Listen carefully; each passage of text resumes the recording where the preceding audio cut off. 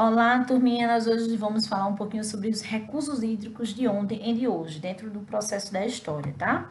Por muito tempo na história do Brasil, os recursos naturais como a água foram considerados ilimitados. Muitas das primeiras vilas e dos primeiros povoados a serem fundados no Brasil foram estabelecidos em lugares estratégicos, próximos de rios, para que os recursos hídricos fossem utilizados. Então, uma das primeiras vilas a serem fundadas foi a Vila de São Paulo de Piratininga, na capitania de São Vicente, que atualmente é a cidade de São Paulo, a maior cidade do Brasil, né, que fica localizada no estado de São Paulo, na região sudeste. E essa vila foi fundada no ano de 1554 pelos padres jesuítas Manuel da Nóbrega e José de Anchieta. Ela foi construída num lugar estratégico, numa elevação dos rios, tá? O que garantia a proteção contra os ataques e a ampla visibilidade dos caminhos que a levavam até lá. Então, atualmente, o local dessa fundação é conhecido como Pátio do Colégio. Nele, parte da colina histórica ela foi preservada. Os rios, entretanto, o que foi o motivo para que o lugar fosse escolhido, estão submersos entre os prédios e as avenidas que tomaram aquela metrópole, né? No caso da São Paulo, grande metrópole. Dessa forma, diante da situação que se encontram hoje os rios da cidade de São Paulo, podemos afirmar que os usos dos recursos naturais pelos colonizadores eram desenfreados, sem critérios ou normas que incentivassem a sua preservação. Então, entre os meados do século XX, né, o crescimento extensivo de atividades agrícolas e pastorios e extrativistas sobre o espaço territorial brasileiro encontrou limites, e o crescimento populacional rural, o esgotamento de fronteiras agrícolas e a expansão urbana começaram a apresentar sinais críticos desses anos, desde os anos de 1950. Desse cenário, intensificou-se a utilização dos recursos naturais devido à combinação da urbanização com a utilização de maquinários na agricultura, que foi marcada lá para os anos de 1970 pelo trimônio, que é o trator defensivo do adubo químico. Tá? Então, a urbanização ela ampliou demandas para matérias-primas, como os alimentos, a água, a energia, em grande escala. Com o processo de urbanização, houve um crescimento populacional muito grande, que nos diz respeito aos recursos hídricos, essas mudanças de paisagens brasileiras, com o predomínio do urbano sobre o rural, trouxe duas consequências importantíssimas, tá? Que foi a expansão agrícola, que ocorreu fortemente na região do Pantanal Central, onde se localizam as nascentes dos principais rios brasileiros. Nessa região, os agricultores, né, desflorestavam grandes áreas extensas para implantar cultivos intensivos de grãos e pastagem. Essas atividades, elas prejudicavam, tá? Prejudicavam nada mais, nada menos que aquilo que os geográficos denominavam de caixa d'água do Brasil. Então, além da expansão agrícola também, né? A gente teve aí a expansão do urbano industrial do país, que foi baseada na energia elétrica gerada por barragens com efeitos prejudiciais à população e ao meio ambiente. Então, os recursos naturais, eles passaram a ser percebidos como finitos. Essa situação, então, apresentou-se como no início de uma crise que atingiu o meio agrícola, devido à falta de chuvas, às perdas de safras, à queda de produtividade, às migrações do meio rural para os povoados, à decadência de áreas produtivas. Então, tudo isso influenciou, tá? E essas circunstâncias, tá, suscitaram reflexões que cresceram no decorrer dos anos, de 1980 até 1990, tornando a água, entre outros recursos naturais, motivo de grande preocupação. Então, sinais de escassez foram percebidos pelas populações rurais, visto que eram consumidores que viviam próximos à água que usavam. Dessa forma, pela redução do número e do volume de nascentes em rios, eles notavam que os recursos iam sendo escassos e, ao mesmo tempo, surgiram conflitos entre população local, poder político e interesse de empresários, por causa da água para irrigação, o consumo urbano e por conta das empresas elétricas. Então, diante disso, a gente tem que ter um olhar sobre a população dos ribeirinhos do Vale de Jequitinhonha, tá? Esses povos de ribeirinhas ou ribeirinhas ou ribeirinhos são aqueles que residem nas proximidades dos rios e têm a pesca artesanal como principal atividade de sobrevivência. Eles cultivam pequenas lavouras para o consumo próprio e podem praticar atividades extrativistas de subsistência. Então, essas populações e essas comunidades tradicionais, entre elas, tá? Os ribeirinhos foram reconhecidos por um decreto presidencial de número 6.040, no ano de 2007, em que o governo federal reconheceu pela primeira vez na história a existência formal de todas as chamadas populações tradicionais. Por residir em um ambiente onde a força da natureza se faz presente, os ribeirinhos aprenderam a viver em um meio repleto de limitações e desafios de impostos pelos rios e pelas florestas. Então, a relação desse povo com as mudanças naturais fez com que eles adaptassem o seu cotidiano e o seu modo de morar e o de buscar meios para as suas subsistências. Então, o seu estilo de moradia, elas são construídas por madeiras, possui, né, a principal alternativa de construção naquela localidade. A grande maioria das casas é de palafita, não possui energia elétrica, não tem água encanada e nem saneamento básico e está localizada próximo às margens dos rios. Elas são construídas alguns metros acima do nível do rio para evitar que essas invasões, que a água invada, né, durante o período de enchente. Então, as palafitas ainda possuem a tecnologia de uso de tábuas para subir o piso nos períodos de cheia. Então, os rios, ele possuem um papel fundamental na vida dos ribeirinhos, pois é por meio deles que são estabelecidas as ligações entre as localidades, com a utilização de jangadas e barcos como os únicos meios de transporte. Então, o rio é a sua rua, tá?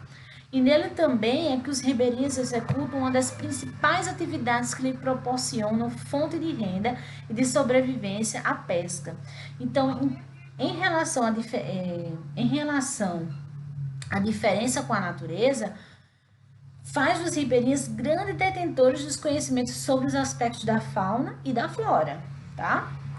Ou seja, com o uso de plantas medicinais, os ritmos e os caminhos das águas, os sons das matas, inclusive nas épocas da terra. Então, esse convívio alimenta a cultura e os saberes transmitidos de pai para filho, ou seja, de geração para geração. E aí, né? Essas comunidades ribeirinhas, entretanto, essas comunidades ribeirinhas, elas convivem com o isolamento econômico e social, tá? E ficam à margem de uma série de políticas públicas e mecanismos de controle de qualidade de vida. A situação geográfica de muitas dessas comunidades é um dos principais fatores limitantes do acesso aos serviços básicos de saúde e educação, tá? Então, eles têm dificuldades nesse processo. Então, elaborar e transmitir conhecimento é uma atividade permanente para essas populações. A produção de alimento e de bens baseia-se fundamentalmente em práticas, experimentações e exemplos, tá? Ao se sujeitarem à natureza, há uma investigação constante. Elaboram um conhecimento localizado, que geralmente as ciências agrárias desprezam. Seus sistemas produtivos costumam ser considerados ineficientes por cientistas técnicos. No entanto, a ineficiência em transportá-los em modernos agricultores esbarra em sólidas barreiras culturais, tá? Que persistem ao lado dos regimes específicos de apropriação e de recursos e de terras. Então, falar sobre o Vale do Jequitinhonha, né? Diante de Martins, né, ele fala que os viajantes, eles reconheceram a importância que a navegação do rio Jequitinhonha representaria para o desenvolvimento do antigo termo de Minas Novas, porque o artigo dos europeus e sal, transportadores pelos rios, poderia chegar até São Miguel e a preços bem mais baixos do que o de Vila Rica. Por outro lado, a navegação de Jequitinhonha não poderia deixar de exercer a mais feliz dos influxos sobre a região, pois que facilitaria as comunicações com a Bahia, né, escoando para o lado do algodão e da carne seca produzidos pelos habitantes e das povoações ribeirinhas. Então, de acordo com Martins, as canoas serviam para transporte de mercadorias, tá? E os rios e os riachos serviam como fonte de água para os habitantes, as lavouras e as criações. Então, dependendo de sua localização, eles caminhavam um percurso extenso e íngreme para apanhar a água. Além disso, existem relatos, né, do extrativismo do ouro na região. Então, as lavagens de ouro provocavam turbidez nas águas dos rios, tá? A água suja e fanada prejudicava ainda mais o abastecimento de água dos moradores na época de seca. Então, no decurso do século XIX, no início do século XX, o médio Jequitinhonha experimentou muitos surtos, tá? Breves de processos, graças a atividades econômicas diversas. Então, a mineração de pedras preciosas irrigou de dinheiro as áreas sul, e inclusive as áreas do leste. Então, a extração de apoia e de madeira também produziu fortuna nas proporções orientais do Vale do Jequitinhonha. O café também gerou momentos de progresso e avanço na região do entorno de Gravatá, que atualmente é o Novo Cruzeiro. Muitas povoações cresceram em torno dessas cidades, de mais de 5.000 habitantes a fins do século XIX até o século XX, tá? Cidades que viviam para si e mantinham sólidas relações de trocas miúdas com imenso entorno rural, vendendo manufaturas e oferecendo ofícios artesanais. Eles cresceram com as atividades comerciais. Então, no século XX, foram instaladas lá no Vale várias empresas de garimpo que utilizaram da forma ostensiva, no caso do maquinário, o que fez com que fossem sucumbidas técnicas tradicionais de extração e de diamante, tá? E prejudicassem substancialmente o solo do vale, né? Prejudicando aquele solo daquela região.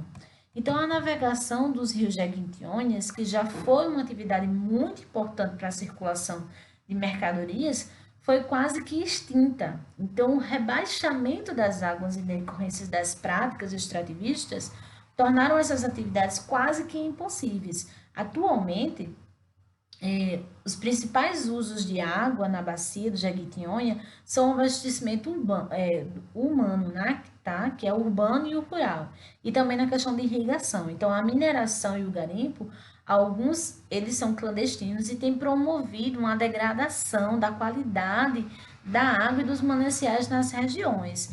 Elas estão também afetando pelo problema de falta de esgotamento sanitário que acontece naquela área urbana, tá? A agricultura e a pecuária, elas estão sendo exploradas em áreas de ribeirinhas e principalmente para subsistência e com um baixo nível de tecnologia. Também provocam essa questão da degradação e do assoreamento ao longo dos anos, que só vem prejudicar o solo dessa região. Então, a gente sabe que no Brasil existem 12 regiões hidrográficas brasileiras, tá? Que tem transportes fluviais no Brasil. Então, para o transporte fluvial, são construídas as hidrovias, em que se utilizam os rios, os lagos e as lagoas navegáveis. Elas são muito importantes para o transporte de grandes quantidades de mercadoria, como os minérios e produtos não perecíveis, tá? No Brasil, há uma rede de hidrovias de aproximadamente 22.037 quilômetros, por meio da qual é transportada cerca de 13% da mercadoria interna do país. Então, as principais hidrovias do Brasil são a Amazônica, tá? A de Tocantins, do Araguaia, a de Paraná, do Tietê, a do Paraguai, a de São Francisco e a do Sul. Na região amazônica, há uma cerca de 80% das vias navegáveis do país. Por isso, a região onde há maiores números de hidrovias é lá, tá? Então, nós temos 12 regiões. Quem são essas 12 regiões? Como eu já tinha dito anteriormente, eu tinha dito algumas, mas eu vou falar agora as 12 hidrografias brasileiras. São a Amazônica, a de Tocantins do Araguaia, a do Atlântico Ocidental, a do Parnaíba, a do Atlântico Oriental, a de São Francisco, a do Atlântico Leste, a do Atlântico Sudeste, a do Paraná, a do Paraguai, a do Uruguai e a do Atlântico Sul. Então, essas são as bacias hidrográficas brasileiras. Embora sejam transportes lentos, os transportes aquáticos são muito utilizados para transportes de carga de pessoas, pois apresentam um custo operacional reduzido em relação aos outros transportes, tá? Uma das vantagens é justamente a sua enorme capacidade de transportar grande quantidade de cargas. Embora seja limitado, tá? É um meio de transporte pouco poluente em relação aos outros, tá? Na questão de rodoviária e ferroviária, visto que a necessidade das hidrovias para a navegação, além disso, geralmente são feitas de transportadores regionais, ou seja, nas barragens, na barragem do país interno, ok? Então, de tal modo, antes de ser utilizado, o rio passa por uma avaliação de especialistas que conferem se o local é apropriado ou não para a navegação. Desde a profundidade, a questão do relevo, da largura, do potencial econômico, tá? Aí sim acontece a construção de uma hidrovia. Então, segundo suas características próprias. No entanto, com o processo de exploração, tá? Dos rios pelo extrativismo, pelas atividades agropecuárias e pela extensão do transporte rodoviário, as hidrovias no Brasil, que poderiam ser um meio de transporte mais econômico e menos poluente, estão cada vez mais sendo extintos, né? Então, está sempre acontecendo a questão do desuso. Então, fica aí o fechamento do conteúdo, tá? Para vocês. E agora a gente vai fazer as atividades, os exercícios de fixação do conteúdo, para que a gente possa, na prática, colocar em prática aquilo que a gente aprendeu. Um beijo e até a próxima!